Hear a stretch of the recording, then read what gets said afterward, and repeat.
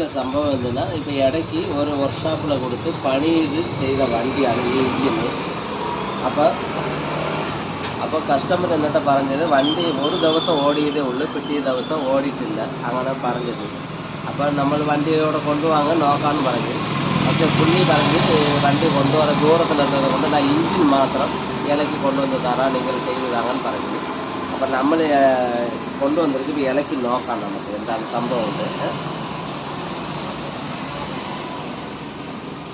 Already நான் இலக்கி வச்சுருந்ததானு நீங்கள் வீடியோக்கு வேண்டி நான் உங்களுக்கு காணிக்க வேண்டி எல்லாம் செய்ததானு.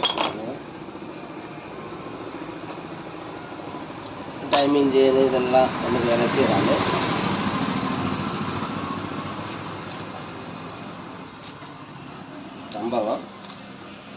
சம்பவம் இந்த ஒரு டவுல் பின்னு வந்து இதில் ஒரு பின்னு வரும்.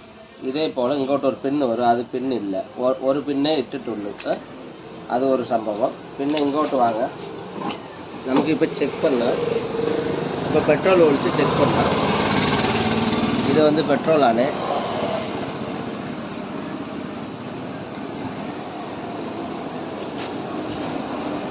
இது வந்து பெட்ரோல் ஆனே. இப்போ நோக்குங்க,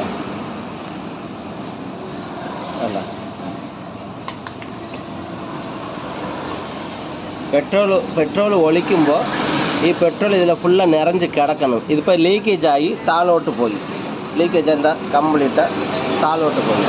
അപ്പോൾ സംഭവം എന്തെന്നാ, ഈ വാൾവ് ബെൻഡായിട്ടുണ്ട്. ഈ രണ്ട് വാൾവും സീറ്റിംഗ് അല്ല, ഈ വാൾവ് ബെൻഡായി ഇത് വാൾവ് ഓപ്പൺ ആയിപ്പോയി. അപ്പോൾ ഇത് എന്ത് ചെയ്യണമെന്ന്, ഇനി വീണ്ടും ഒരു പ്രാവശ്യം ലേത്തിൽ കൊടുത്ത് ഇത് രണ്ട് വാൾവ് മാറി ഇത് ഷീറ്റിംഗ് പണി എടുക്കണം. അതാണ് കംപ്ലൈൻറ്റ്. അപ്പോൾ കംപ്രസർ കിട്ടാത്തത് കൊണ്ട് ഈ വണ്ടി സ്റ്റാർട്ട് ആകാതെ പോയത്. இது ஒரு கம்ப்ளைண்ட்.